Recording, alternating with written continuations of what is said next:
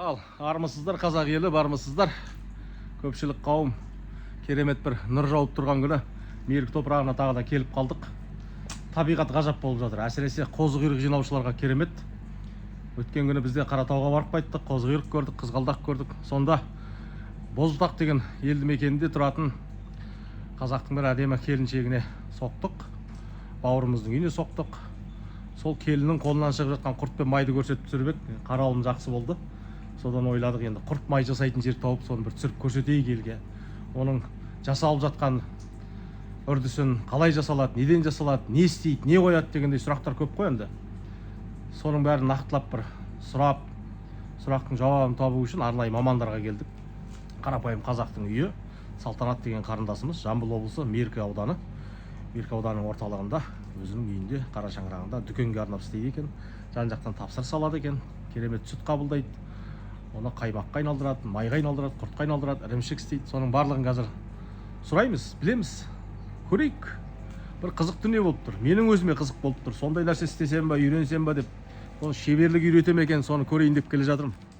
Бізбен бірге болыңыздар. Көгершін және Махаббат YouTube арнасы қосулы болсын. Біз бастадық. Міне, керемет сүт қайнап жатыр. Мына біреу тасып жатыр міне. Бір жақсысы бала күнімізде сүт іштік қой. Су қосылған сүттерді де іштік, қаймағы шықпайтын сүтті де іштік. Тфай, мынаған енді көз тимесін. Осылай міне шаруашылық жүріп жатыр. Бірінші неден бастайды өзі? Салтанат ханым, бір ауыз айтып өтіңізші, бірінші неден бастайды? Сүт қабылдайсыздар, Сүт қабылдаймыз. Сосын? Сүт пісіп жатқан кезде ірітеміз. Іріткен кезде міне осы араластырып жасаған кезде осындай болып қайнағанша күтеміз, мынаның бір түрі келсін деп. Неше уақыт қайнау керек? Қайнайтына 6-7 сағатқа дейін. 6-7 сағат. Мынау да қазір қайнап тұр ма? Сап-сары болып? Бұл әлі жоқ, енді пісейін деп. Енді пісейін деп жатыр. Мынау қаймақ па бетіндегі? Бетіндегі қаймақ. Мынандай болып ірітіледі дейсіз ғой, қайнатылып. Өстіп қайнатылып осындай болып тұрады. Біраз өзінің түрін тауып алғанша күтеміз. Өзінің бір құпиясы бар дейсіз ғой. Түрге ену керек, түрге ену керек. Керемет. Бұл енді түрге енді дейді, дайын болды. Қазір осы түрге енгені бар ма? Түрге енгені бар. Дайын тұрғаны бар ма? Несі дайын? Жоқ, әлі ондай суын алған жоқ. Суын алған жоқсыздар ма? Одан кейінгі процесс не болады? Осыдан кейін суын аламыз. Суын алғаннан кейін өзінің тәтті суы бар, сол тәтті суын құйып, содан кейін 6-7 сағат қайнатылады ғой. 6-7 сағат, Иә.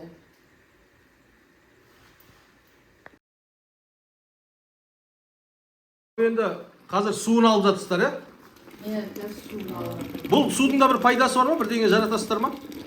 Біз жаратпаймыз, сүтіміз көп қой. Негізі малға беріп отыр.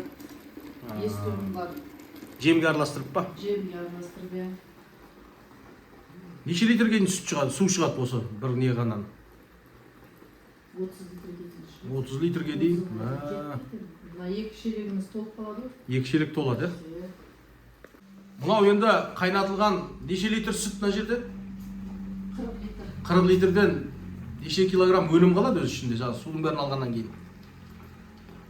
40 литрден 6-7 килограммда шығады. 6-7 килограммда,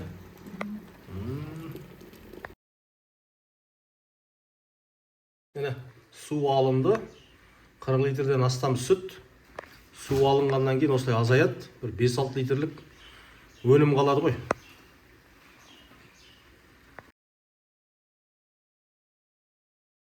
Енді екінші, міне, тәтті суын құйып жатыр.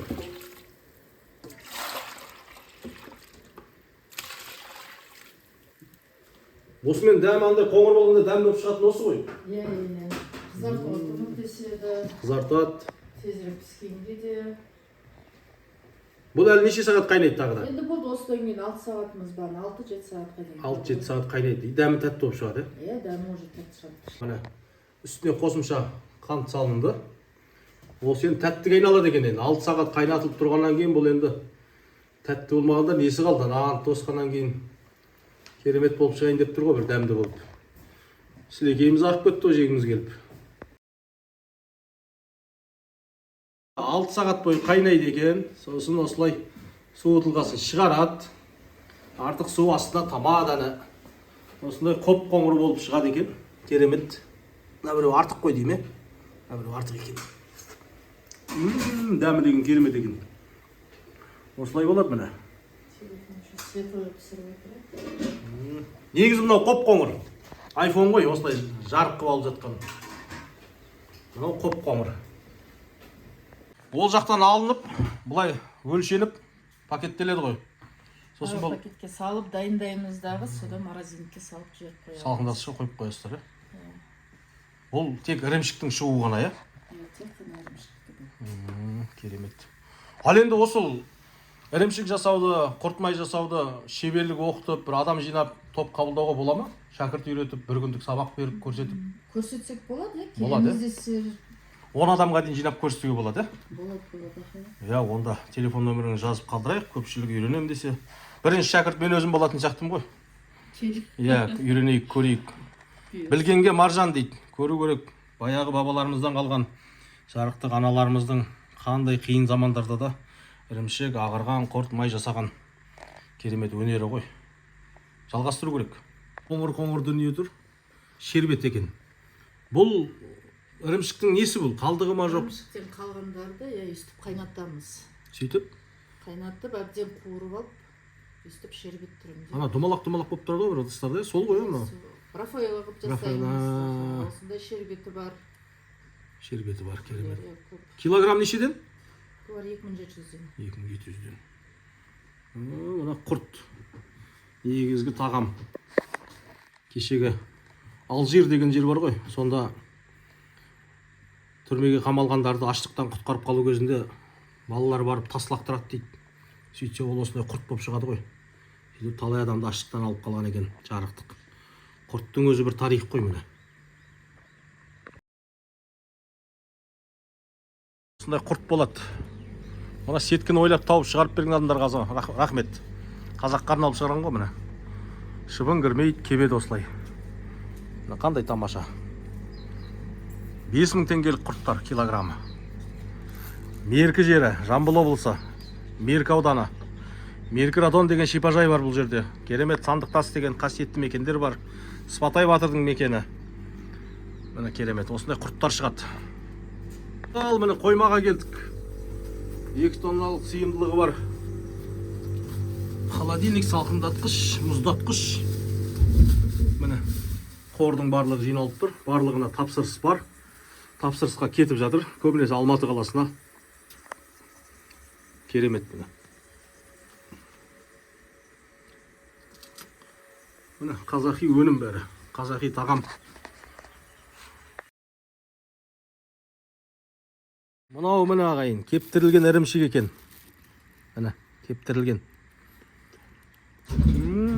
Бұл жаңағы қоңырдың қалдығы ма жоқ, содан бөліп істеліне ма? Бұл басқа бөліп пісіріледі. Бұл басқаша істеліне? Бал ірімшік деп сатылады. Бал ірімшік. Бал қаймақ деген бар ма сізде? Бал қаймақ жоқ. Тек бал ірімшік, е? Бал қаймақ түйенің үстінен жасалады. Мынау бал ірімшік екен. Иә, шынымен де дәмі тәтті екен. Бұны жесең қазір тоқтамайсың ғой, тоқтай алмай қалайын деп тұрмыз ғой. Сол үшін ауыз тиіп қойдық.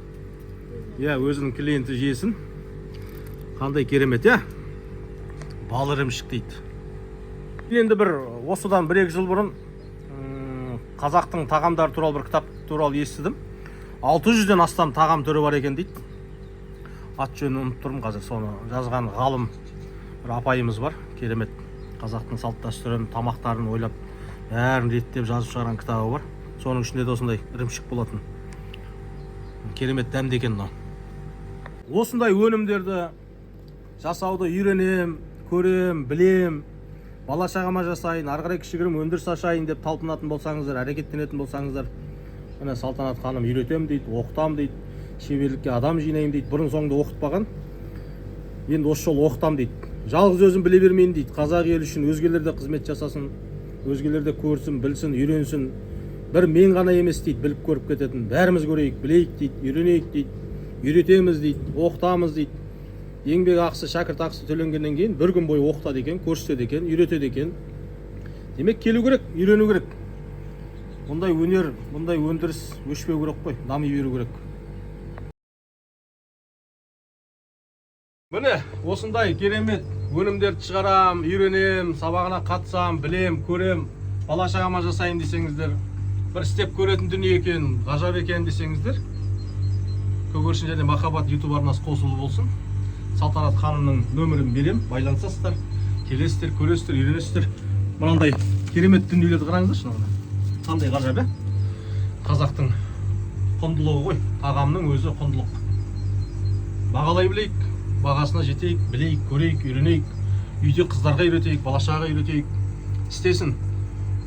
Оны істеуде өнер ғой, өшпеу керек өнер. Қазақтың тағамдары насихатталу керек, айтылу керек, жасалу керек, көбірек таратылу керек. Көгершін және Махаббат арнасы қосулы болсын. Біз бұдан да қызық дүниелер түсіруге тырысамыз. Алда әлі талай қызықтар бар. Бізбен бірге болыңыздар.